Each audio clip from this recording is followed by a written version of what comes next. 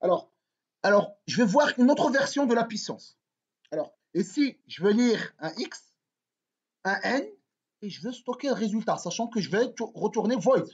Mais le résultat va être non pas au niveau de type de retour, que le type de retour c'est un void, mais plutôt comme paramètre d'entrée. Ici, double étoile res. Okay.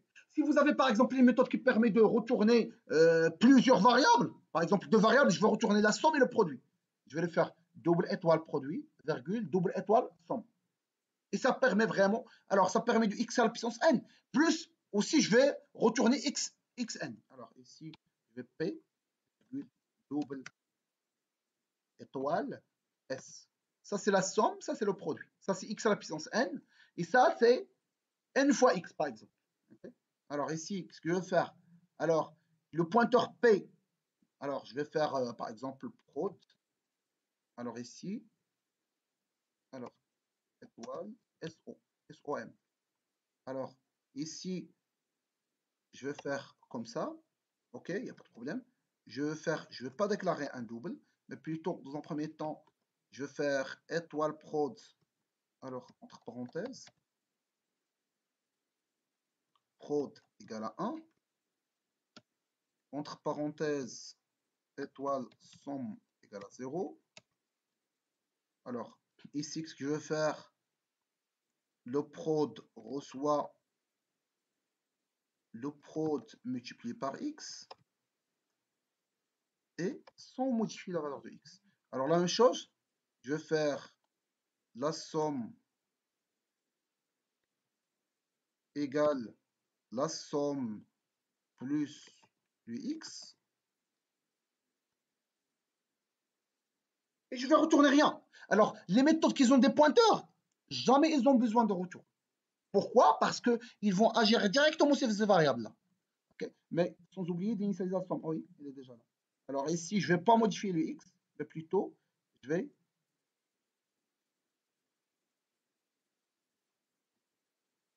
alors, bon, il n'y a rien. Alors,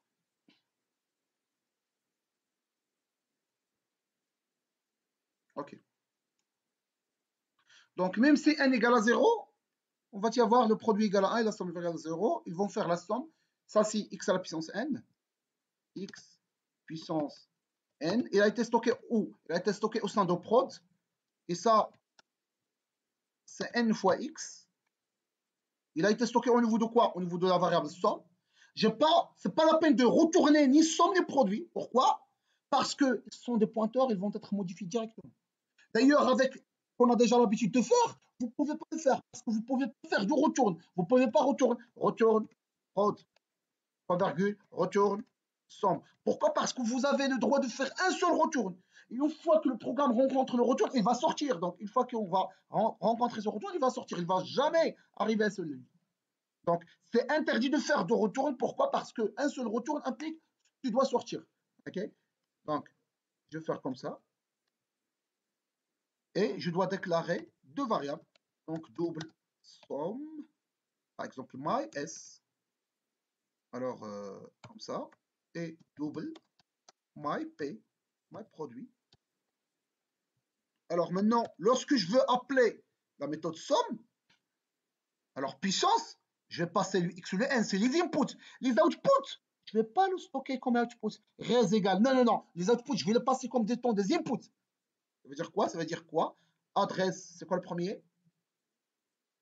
Le premier, c'est le pros. Donc, my p, adresse, my s. Et maintenant, je peux vraiment afficher. Alors, pourcentage LF à la puissance pourcentage D et la somme est pourcentage LF. Alors ça c'est X, ça c'est N, ça c'est quoi d'autre? Alors à la puissance, alors le produit c'est my P, le produit. Alors la somme est my S. Donc l'idée c'est quoi? Alors je vais exécuter pour que vous puissiez voir. Alors qu'est-ce qu'il a? Ah oui, il n'y a pas d'adresse de X. X c'est juste une variable classique. Alors, n, c'est 2. Alors, ça, c'est 4. Alors, 4 à la puissance 2, c'est 16. Et 4 plus 4, c'est 8. Donc, vraiment, c'est correct. Alors, l'idée, c'est quoi? Vous avez une méthode. Une méthode qui veut retourner plusieurs variables et non pas une seule variable. Qu'est-ce qu'on va faire? On va transformer. Par exemple, ici, je veux calculer la somme nx et x à la puissance n. Je veux calculer deux choses. Au lieu de faire une méthode qui te retourne deux variables, ce qui est impossible, pourquoi? Parce que la fonction, une fois qu'il retourne, une fois qu'il rencontre retourne, il va sortir. Retourne x ou bien retourne n ou bien retourne. Une fois, vous ne pouvez pas faire un autre retour. Donc, pour retourner plusieurs variables, comment on va faire? On va plutôt les paramètres sortis, on va les passer comme étant des paramètres d'entrée. Comme quoi? Comme des pointeurs. Pourquoi des pointeurs? Parce que si on passe des variables ici sorties comme étant des variables classiques, ils vont être modifiés au sein de la fonction, mais une fois que je sors de la fonction, je ne vais plus avoir la modification. Mais une fois que tu passes des pointeurs, une fois que tu vas passer myP et myS comme étant des pointeurs, myS et myP vont être modifiés par la méthode et la vérification persiste parce qu'il ne va pas créer des copies. Et par la suite, vous pouvez afficher les nouvelles valeurs via le passage par pointeur. Donc à chaque fois que vous avez des méthodes qui vont retourner plus qu'une seule valeur, on va passer plutôt les paramètres de sortie vont être transformés à des paramètres d'entrée et on va passer, le main va passer simplement les méthodes, l'adresse des attributs à la méthode